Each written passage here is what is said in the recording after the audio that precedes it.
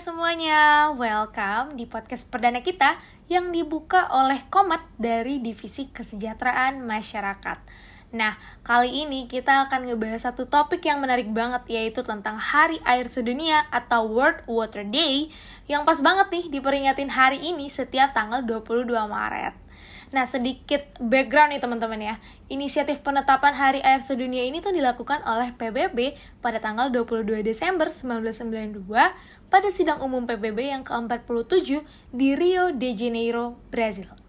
Nah, hari ini tuh diperingati sebagai usaha untuk menarik perhatian dunia mengenai pentingnya air bersih bagi kehidupan dan sekaligus merupakan usaha penyadaran untuk melindungi sumber daya air bersih secara berkelanjutan.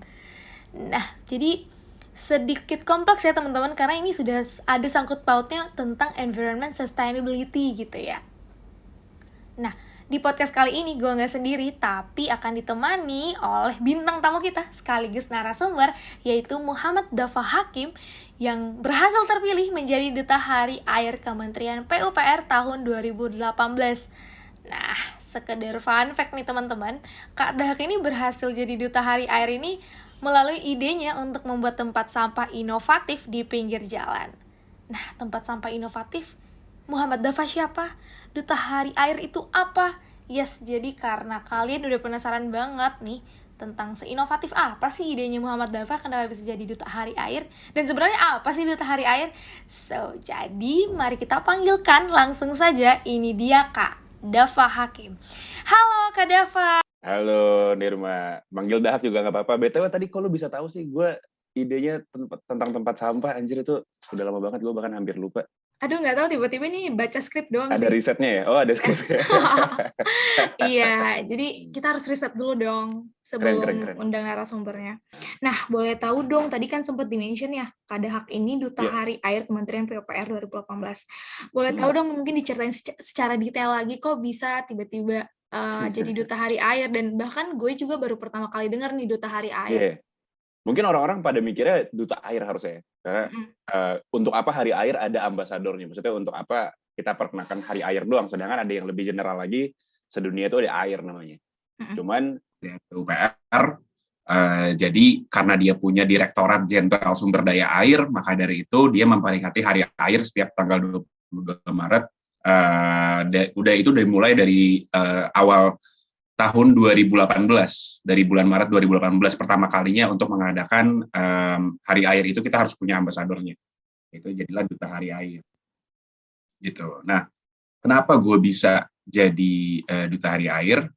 Mungkin ini perlu dijelasin dulu, tadi udah benar dijelasin kalau berawal itu dari Brazil. Di mana tanggal 22 Maret ini ditetapkan sebagai Hari Air Sedunia. Nah, itu untuk apa sih sebenarnya? Jadi sebenarnya concern utamanya adalah untuk mengundang publik atau mengundang massa untuk melihat kita harus loh mengelola air, mengelola sumber air bersih untuk supaya mereka sadar kalau air bersih itu penting. Air itu nggak akan berkurang di seluruh dunia, nggak akan pernah masanya berkurang, tapi yang berkurang itu adalah kualitas air bersihnya.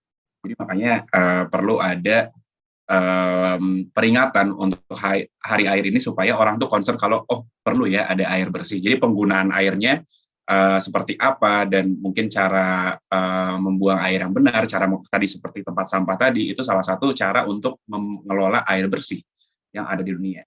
Jadi itu yang concern paling utama yang gue suka. Jadi gue dapat briefnya itu dari guru bahasa Indonesia. Lombanya itu adalah lomba speaking. Kayak semacam public speaking gitu, tapi awalnya tuh cuma kayak pidato aja, tapi di depan 3 juri. Udahlah, gue penasaran, kayak gue pengen ikut deh. Gitu. Jadi awalnya tuh bukan karena gue pengen ikut, gue pengen jadi duta gitu. Cuma kepikiran karena gue tuh nggak suka banget yang namanya sekolah. Gue tuh orangnya bukan akademisi banget. Jadi karena gue pengen cabut nih, pengen kabur dari sekolah, tapi kaburnya dengan cara yang legal, ya dengan cara gue mengikuti kompetisi-kompetisi yang ada di luar gitu. Jadi akhirnya gue ngelihat ini ada satu kompetisi yang asik, dan kalau misalkan setelah menang nanti itu bisa diajak keliling Indonesia untuk ke infrastruktur air, kayak misalnya ke bendungan yang ada di Jawa atau di Bali atau di Kalimantan, pokoknya di seluruh Indonesia itu bisa diajak para duta-dutanya. Terus gue, menarik ini, prospek ini buat gue nggak sekolah, gue mikirnya gitu. Terus habis itu gue ikutin, itu cuman pidato-pidato aja sih, cuman kayak ada pidato, ada wawancara, terus habis itu setelah habis pidato dan wawancara itu gue maju ke final. Dari final itulah gue yang tadi ngebawain ide tentang sampah, tong sampah yang unik untuk supaya orang bisa mengelola air melalui dari hal yang paling simpel, yaitu cara mereka membuang sampah. Jadi ikut kompetisi semacam pidato kali ya, speech gitu. Betul. Dan menyalurkan ide-idenya untuk menjaga kualitas air saat itu. Yeah. Sebagai duta hari air nih, tadi kan sempat di-mention kalau duta-dutanya bakalan dibawa keliling Indonesia. Nah itu beneran nggak sih udah diajak keliling? Beneran. Jadi sebelum COVID itu anggaran untuk ambasadornya itu, untuk dutanya itu gede. Jadi kayak bisa dikeliling. Ada yang tahun 2019 itu diajak ke Bali, terbang ke Bali bersama humasnya PUPR untuk di sana ada semacam pidato. Terus abis itu kalau gue pribadi, gue masih ranah-ranah Jawa karena waktu itu tahun 2018 itu lagi gencar-gencarnya Bapak Presiden Jokowi itu mau ngebawa infrastruktur air yang ada di Jawa untuk supaya mengasih tahu ke masyarakat atau anak muda di Indonesia kalau infrastruktur Jawa tuh udah semaju ini. Jadi fokusnya waktu itu gue masih di Jawa. Kayak waktu itu tuh gue pernah diajak ke Jawa Tengah, paling jauh tuh Cilacap, waktu itu daerah Cilacap sama daerah Indramayu. Itu keliling-keliling sampai paling dekatnya itu ada wilayah Bogor, Bandung, terus Tasikmalaya. Nah itu Jatiluhur. Nah itu kalau kalian tahu bendungan Jatiluhur di situ. Nah itu gue udah pernah datengin juga bareng sama Kementerian PUPR. Jadi itu benar adanya kalau kita bakal keliling-keliling Indonesia. Tapi sayangnya setelah COVID ternyata anggaran itu dialihkan. Gue nggak tahu kemana dialihkannya, mungkin ke ranah kesehatan. Jadi di cut off sebenarnya. Duta air itu sekarang, Duta Hari Air itu udah nggak ada perlombaannya lagi hingga tahun sekarang. Bahkan makanya sekarang nggak ada pemilihan Duta Hari Air lagi untuk di tahun 2022 dan 2021. Sayangnya gitu sih. Jadi karena masih posisinya pandemi, di cut off dulu. Mungkin nanti tahun depan mungkin bisa berlanjut. Jadi buat teman-teman yang mau ikut mungkin bisa nanti cek-cek Instagramnya Kementerian PUPR. Gitu nih. Oke. Berarti tuh waktu itu kompetisinya buat anak SMA aja ya? Buat anak SMA dan sederajat. Oke. Berarti kalau aku yang jadi mahasiswa sekarang nggak bisa ya? Nggak bisa. Oh, nggak bisa ya, oke. Tapi nggak tahu ya kalau regulasinya berubah nanti tahun depan, siapa tahu bisa berubah gitu kan. Ya semoga bisa berubah sih, soalnya posisi menjadi duta hari air ini nih, Kak Dava udah menginspirasi banget nih. Jadi pengen jadi duta hari air juga gitu. Iya sih. Ya gitulah. Asik sih emang. Yes, tadi juga sempat di-mention nih di awal juga mengenai tempat sampah inovatif. Mungkin bisa dijelasin lagi tuh tempat sampah yang gimana sih? Apa cuma sekedar bagi-bagi mana sampah organik, non organik, apa gimana tuh? Nah ini menarik nih. Jadi gue waktu itu tuh sebenarnya karena gue tuh emang cuma jago ngomong aja, bukan gue jago mikir. Praktikalnya mungkin gue jelek banget, tapi secara teori mungkin gue bisa aja gitu ngomong. Kayak waktu itu tuh disuruh briefnya untuk final, itu dia bilang gini, kasih kita satu ide untuk supaya kita bisa melestarikan air. Dulu tuh tagline-nya gini, lestarikan alam untuk air. Terus gue pikir, lestarikan alam untuk air. Itu berarti harus ada kaitannya dengan alam. Nah, terus hal yang paling simpel yang gue pikirin pada saat itu adalah untuk menjaga alam ya kita harus bisa menjaga lingkungan sekitar kita, di mana ada halnya dengan terkait waste kita, di mana ketika kita misalnya lagi liburan, terus abis itu kita mau buang sampah tuh susah banget biasanya orang mau nyari tempat sampah, atau misalnya sekedar mau ada keinginan mungut sampah yang ada di sana untuk buang ke tempat sampah tuh susah. Nah, gue kepikiran di situ idenya adalah sesimpel ini aja sih. Gue juga bingung kenapa ini bisa dimenangin, cuman mungkin cara pembawaan gue ketika itu. Dimana waktu itu gue bilang, gimana kalau misalkan kita bikin tempat sampah sistemnya itu voting. Contohnya, ada 2 contoh yang gue kasih. Yang pertama misalnya kemarin lagi ramai itu Persib lawan Persebaya gitu. Di daerah stadion atau di daerah tempat nonton bareng, nobar, itu sediakan 2 tong sampah. Maksudnya bukan 2 tong sampah, cuma 2. Tapi kayak ada berbagai tempat, ada berbagai spot, tapi masing-masing spotnya itu ada 2 tong sampah minimal. Untuk satunya itu mungkin foto lambang Persib, yang satu lagi foto lambang Persebaya, terus di atasnya ada satu kalimat, satu pertanyaan aja, cuma tulisan, menurutmu siapa yang menang hari ini? Nah, orang yang di sana gue yakin itu akan tergerak kan karena dia ada antusiasme untuk nonton ke sana atau ada rasa fanatismenya, akhirnya wah gue mau menangin Persib nih, Persib masih dikit misalnya sampahnya, dicari sampah sekelilingnya dimasukin ke situ. Atau misalnya ada fansnya Persebaya di situ, dia cari sampah sebanyak-banyaknya untuk dimasukin ke sampah Persebaya. Begitu juga sama halnya dengan ketika kita misalnya lagi wisata ke pantai misalnya. Pantai ada sunset nih, misalnya kita lagi di Canggu gitu ya. Terus habis itu ngelihat sunset itu turun bagus banget, tapi mungkin ada satu hari di mana sunset itu kurang bagus. Nah, kita kasih aja di sana kenapa tadi sistemnya voting, kenapa nggak kita bikin tong sampah yang sistemnya voting dari angka 1 sampai 5. Jadi ada tong sampah minimal 5 atau mungkin 1 sampai 10, tapi itu kebanyakan kayaknya ada 10 sampah. 10 tong sampah, tapi kayak 1 sampai 5 aja untuk ngasih rate.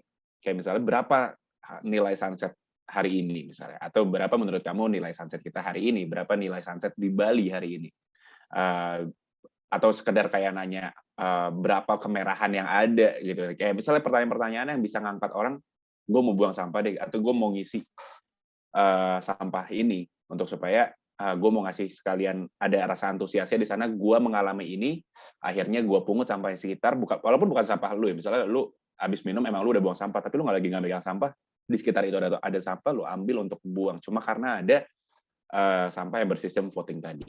Gue cuma ngasih taunya itu doang sih, Irma. Sesimpel itu, tapi kayak mereka tuh ngeliatnya, oh iya bisa kita lakukan, gitu. Dan waktu itu sempat dilakuin sih. Tapi jujur gue emes sih idenya. Soalnya baru denger juga idenya dan itu benar-benar inovatif sih. Pantas juga ya jadi hari ini, jadi duta hari air. Ya, pantas. Cuman gue nggak mikirin waste-nya yang tadi lo bilang ada organik, ada yang kimia. Nah itu kan sebenarnya harusnya bisa dibedakan.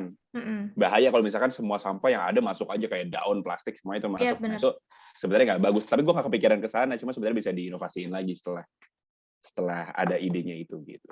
Nah, kalau boleh tahu itu tempat sampahnya hanya di sekitar daerah-daerah yang ada airnya kah apa gimana? Atau fokusnya tempat sampah ini tuh biar orang antusias aja atau mau ngumpulin sampah, membersihin lingkungan sekitar atau gimana? Kalau gue mikirnya pada saat itu waktu Padiato gue bilangnya ini fokusnya bukan semua yang ada airnya, karena seluruh dunia itu udah di tempat manapun pasti udah ada airnya. Maksudnya udah pasti udah ada sangkut pautnya dengan air. Ketika lu buang sampah di tempat kering pun tetap aja nanti pas hujan atau apa sampahnya akan kebawa ke daerah yang ya di mana air mengalir gitu. Jadi sama halnya kalaupun dimanapun itu tong sampah ini harus ada untuk supaya membangun rasa semangat orang buat membuang sampah gitu. Jadi alhasil nanti harapannya di ujung itu air bisa bersih. Tadi dengan tagline tadi lestarikan alam, kita lestarikan alam untuk supaya kan sampah itu sebenarnya bukan ke air doang ya, kemana-mana. Misalnya kita sampahnya numpuk di mana, nanti ada masalah kesehatan, ada masalah apapun, tapi pasti fokus pertamanya itu adalah air. Jadi makanya dimanapun itu sih menurut gue untuk bisa naruh si tong sampahnya ini. Gitu, Nirma.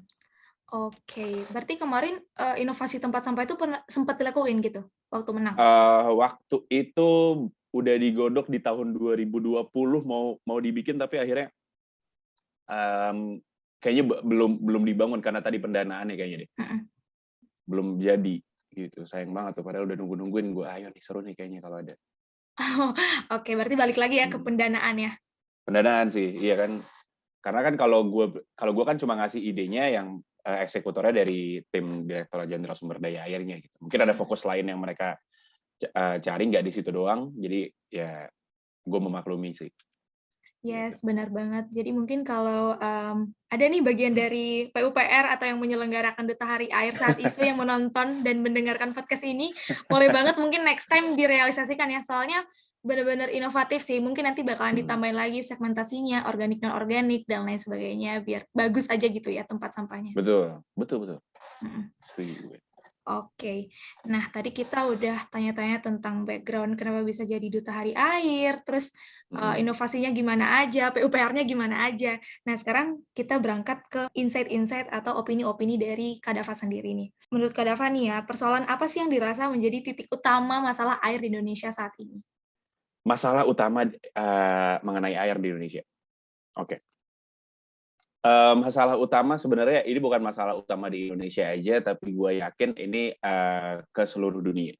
mungkin orang bilang kalau di daerah timur, mungkin di daerah Afrika itu kurang air, sebenarnya bukan dia kurang air, bukan kurang pasokan air, mereka juga banyak sebenarnya ada airnya. Maksudnya ada, ya sungainya ada, cuman itu bukan, apakah air itu layak untuk dikonsumsi? Konsumsi itu bukan untuk minum aja, tapi konsumsi dalam harian, misalnya untuk lu mandi, untuk lu ya menggunakan air selayaknya lu menggunakan air di daerah Jakarta yang sekarang udah ada PDAM.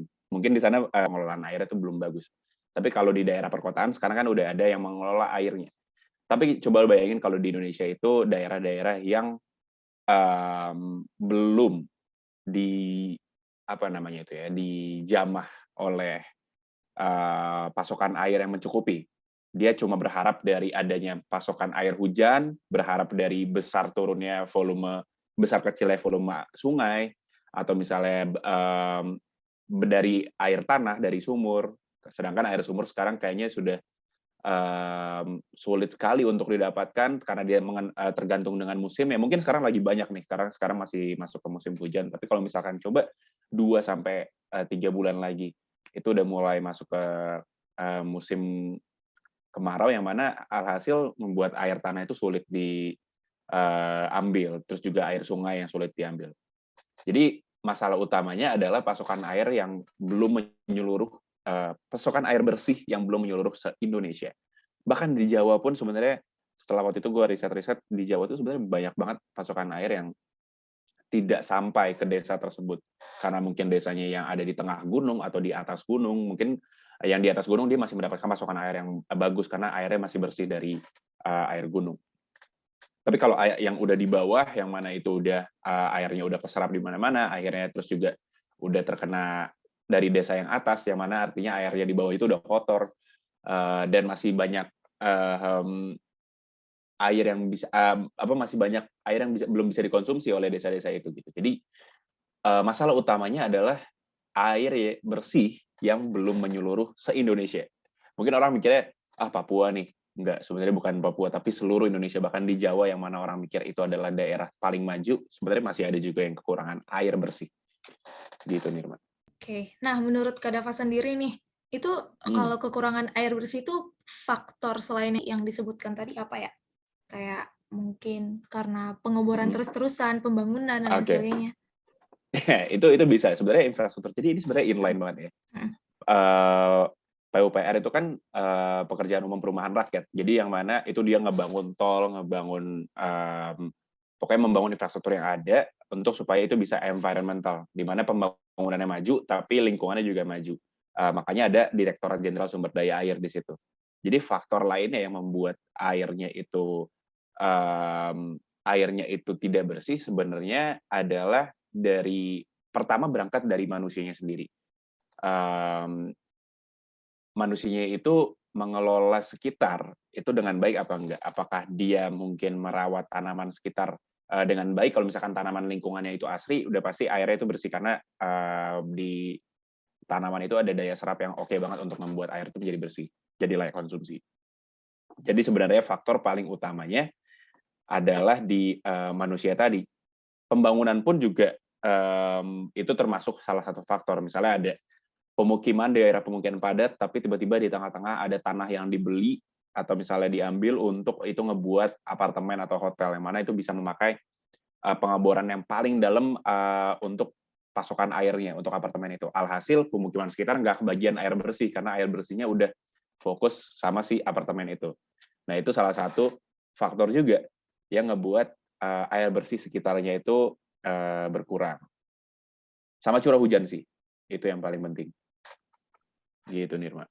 Oke, tadi pantes ya, tadi kan waktu riset itu yang banyak di-mention tuh PUPR, terus kadang tadi aku pikirnya, lah PUPR hubungannya sama air apa, ternyata itu ya, karena tadi masalah pembangunan gitu segala macam, itu masuk ke infrastruktur. masalah pembangunan, betul. Oke, nah tadi juga katanya di-mention curah hujan ya. Nah, kalau ini sekedar intermezzo aja nih, mengenai pawang hujan lagi ngetren nih, ada nggak sih hubungannya dengan air saat ini gitu? Kalau pawang hujan ya, itu sebenarnya gue nggak tahu ya, gue tuh kalau misalkan lagi diajak sama teman-teman PUPR, misalnya kita liputan, gue tuh biasanya kalau ikut mereka ke bendungan tuh liputan. Jadi ada antara Bapak RI 1 ke sana atau Bapak menterinya ke sana. Jadi pas kita ke sana tuh, gue nggak tahu kenapa, tapi ini ada isu-isunya ya. Kalau misalkan setiap ada acara kenegaraan seperti itu, misalnya pembukaan bendungan atau misalnya pengenalan bendungan segala macam ya, itu selalu posisinya itu cerah banget gitu. Padahal misalnya waktu itu gue datang tuh lagi musim hujan, lagi di bulan-bulan Maret juga, musim hujan tapi pas gue lihat, kok bisa ya? Sebelum RI 1 datang tuh emang udah mendung gitu, mendung, tebel, wah ini awannya nggak mungkin nih pasti becek banget ini tanah-tanah karena kan kalau daerah bendungan yang masih infrastruktur pembangunan gitu masih tanah-tanah semua. Pas RI 1 datang, wah gue nggak tahu kenapa itu ya. Yang tadi teman media yang udah pakai payung, kita langsung nutup payung karena udah awannya udah bener-bener geser terus RI 1 pidato aja gitu. Nah itu makanya gue mikirnya emang yang sekarang sedang terjadi itu di Mandalika ya, itu emang benar adanya sebenarnya di praktek kehidupan Indonesia. Padahal sebenarnya ada cara lain yang mungkin ternyata bisa lebih murah. Kayak misalnya nyebar garam di awan. Kalau itu yang cara orang luar pakai ya. Nebar garam dari pesawat ditebar garam gitu, itu bisa entah menggeser awannya atau mengurangi kadar air yang ada di awan.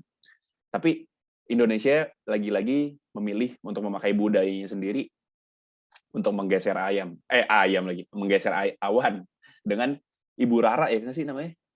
Iya bener banget, itu lagi Ibu jadi Rara. trending topic sih Dia hari ini. terkenal emang sebelum dari adanya Mandalika ini emang dia terkenal pawang hujan.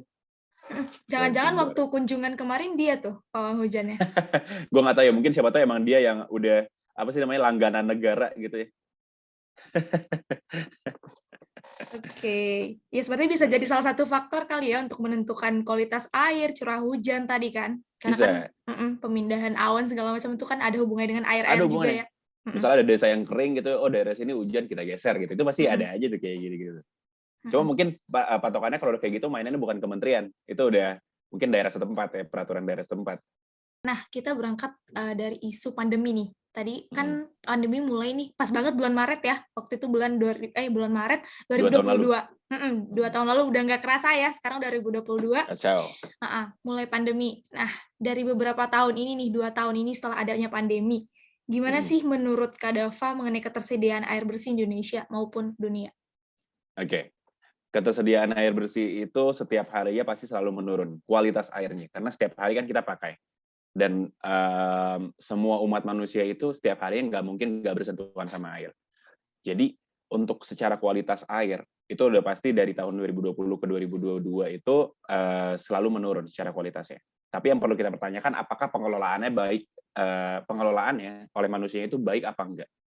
Kalau misalkan penggunaannya kayak misalnya lu mandi ngebuang air 20 menit, menurut gue itu bukan satu cara. Itu mungkin salah satu cara untuk lu menghemat air itu mungkin oke. Tapi kayak pembuangan air yang benar itu kayak contohnya air yang setelah lu gunakan itu larinya kemana? Apakah itu ke sungai atau kemana? Itu perlu diperhatikan. Nah itu ada sangkut pautnya nanti dengan pembangunan infrastruktur lagi-lagi. Jadi dari tahun 2020 sampai ke 2022, gue yakin secara kualitasnya ada dua kemungkinan. Entah itu kualitasnya bisa naik atau turun. Tapi yang perlu kita pertanyakan satu tadi, apakah pengelolaan airnya, entah masyarakat dan pemerintah bekerja sama dengan baik atau enggak, itu yang menjadi pertanyaan. Oke, berarti nggak cuma sekedar menjaga air bersih ya, tapi gimana kita memperkirakan ending dari air itu sendiri, kan tadi pembuangan Betul, air dan lain sebagainya. betul itu perlu diperhatikan banget sih sebenarnya. Oke. Nah, kemudian nih, untuk tahun ini ya, Hari Air Dunia tahun ini, menurut Kak Dava atau mungkin dari research-research yang udah dicari gitu ya, kira-kira Iya, isu apa yang akan di-highlight di perayaan tahun ini gitu? oke. Kalau gue dapat kabar dari orang PUPR sih untuk tahun ini itu, untuk khusus wilayah di Indonesia, yang paling di-highlight itu sih mengenai keberlangsungan air yang ada di permukaan. Jadi air permukaan tuh maksudnya bukan air yang ada di dalam tanah, ada di dalam tanah aja, tapi air yang ada di permukaan yang dikonsumsi oleh orang-orang. Misalnya sungai, yang contoh nyatanya ya air yang ada di sungai itu bersih atau tidak. Kayak misalnya sekarang di Jakarta tuh sebenarnya banyak banget sungai yang bisa dikelola, tapi ternyata nggak segampang itu karena air yang ada di Jakarta itu perjalanannya panjang banget dari Bogor lah mungkin atau dari daerah-daerah lain yang lebih tinggi. Jadi sebenarnya kalau misalkan Jakarta doang yang ngebuat ngebuat sungainya itu bersih, itu nggak akan bisa. Harus dari hulunya, itu harus ada komitmen untuk kita menjaga air ini dari hulu sampai ke hilir itu bersih. Sampai nanti ujung-ujungnya ke laut itu air ini harus bersih. Nah, kalau misalkan itu udah apa namanya, kalau itu udah berintegrasi dari satu pemerintahan setempat ke pemerintahan daerah Jakarta, gue yakin itu airnya bisa kejaga secara kualitas ya. Yang mana mungkin itu bisa lagi kita kembalikan menggunakan airnya itu, menggunakan air bersih lewat sungai yang bisa dikonsumsi, yang di Jakarta. Kalau mungkin daerah desa-desa yang sekarang sungainya lagi masih bersih, itu mereka bisa konsumsi air di situ, tapi kalau di Jakarta itu sulit sekarang. Tapi gue yakin bisa kalau misalkan itu ada komitmennya dari awal, ada niat untuk kita ngejaga dari hulu ke hilir, airnya itu bisa bersih. Nah, itu gimana caranya? Anak muda yang punya peran ke sana gitu, Nirma. Oke, jadi kembali lagi ke habit-nya masing-masing ya, gitu ya, untuk Betul. memperbaiki kebiasaan saat ini membuang sampah sembarangan di sungai dan lain sebagainya. Iya. Oke, jadi itu ya jadi aku juga baru denger nih kalau sungai itu ternyata bisa ya dijadiin air gitu, tapi mungkin susah ya, ada sistemnya dan lain sebagainya. Susah, benar. Karena kalau yang sekarang kan kalau misalkan untuk konsumsi biasanya ada minimal pH-nya netral atau enggak. Nah, itu yang di Jakarta airnya udah kacau banget. Karena lagi-lagi pembangunan di pinggir sungai kan sebenarnya nggak boleh, tapi masih banyak banget orang yang punya rumah di pinggir sungai, dan pembuangan dalam artian kayak buang air kecil, buang air besar, itu ke sungainya langsung. Itu yang membuat airnya itu secara kualitas nggak banget untuk dikonsumsi. Gitu sih. Oke, jadi bisa dibilang semua faktor-faktor itu berimbas banget ke kualitas air ya? Tapi yang perlu dipahami ke orang-orang kalau air itu sebenarnya yang ada di bumi dari tahun sebelum Masehi pun airnya itu ya segitu-segitu aja. Tapi dari dulu secara kualitas air yang bisa dikonsumsi itu selalu berkurang. Nah, nanti bahayanya takutnya kita pasti, maksudnya air laut kita lihat ya, Indonesia dikelilingi oleh air laut, tapi kan itu kan nggak bisa dikonsumsi. Maksudnya daerah kita mungkin nanti kita sekeliling kita banyak banget air, tapi untuk apa air itu ada kalau misalkan airnya itu nggak bisa dikonsumsi. Nah, itu yang membahayakan sebenarnya. Yang paling krusialnya adalah kita kebanyakan pasokan air, tapi airnya itu kotor semua, yang mana itu nggak bisa kita minum. Nanti air putih itu bisa jadi minuman paling elit yang paling mahal orang bisa beli. Kalau misalkan ini penurunan kualitas secara berangsur-angsur terus menurun, itu yang bisa terjadi sebenarnya. Itu yang paling bahaya. Gitu. Oke, jadi nggak peduli seberapa banyak pun volume air saat ini, tapi kalau kualitasnya nggak Iya, oke, sama aja bohong ya? sama aja bohong. Kalau pengelolaan yang nggak berangsur baik, itu yang paling bahaya. Nanti airnya bakal terus-terusan turun jelek jadi.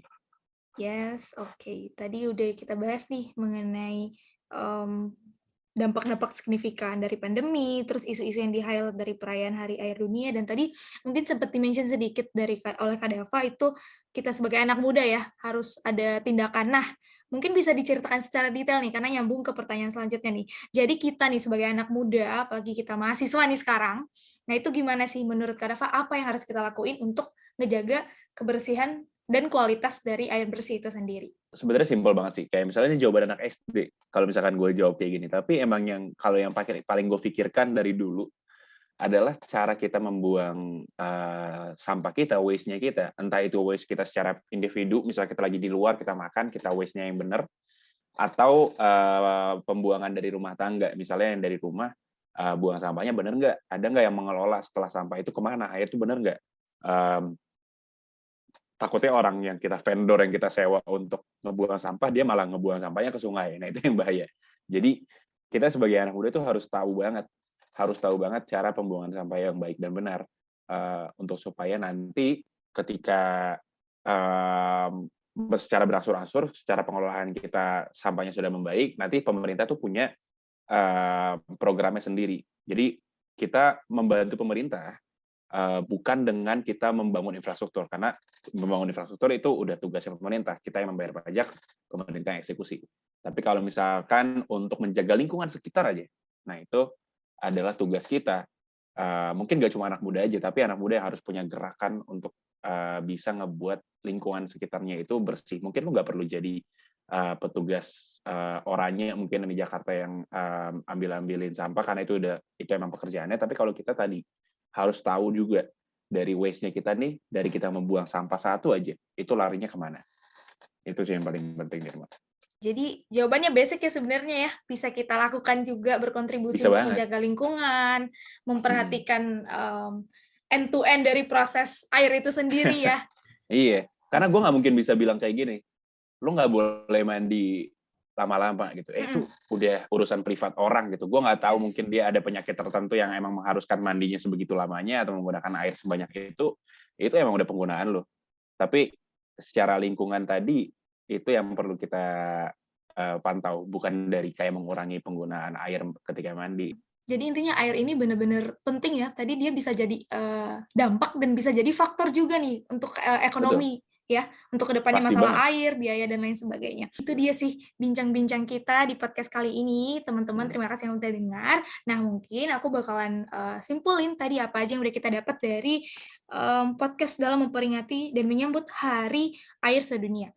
Jadi teman-teman, untuk Hari Air ini sebenarnya kita tidak cuma menjaga kuantitasnya, volumenya berapa, tapi melihat dari kualitas air bersihnya, kemudian bagaimana kita cara berhemat air, dan memperhatikan proses dari A to Z ending dari pembuangan air itu sendiri. Dia kena kemana, apakah dia terbuang gitu aja, mencemari lingkungan, dan lain sebagainya. Dan terus kita bisa petik satu ya, dari pengalamannya Kak Dava ini, kalau ini waktu masuk Duta Hari Air ini, dia menang karena idenya inovatif, itu membuat tong sampah yang tadi katanya sistemnya voting gitu ya, sistem voting di pinggir jalan. Jadi ini teman-teman boleh nih, saat ini diterapkan. Mungkin teman-teman yang punya usaha di sekitar daerah wisata atau dimanapun itu atau dekat rumah bahkan boleh banget Coba nih, aja dipakai. boleh banget dibikin sistem pembuangan sampah seperti itu.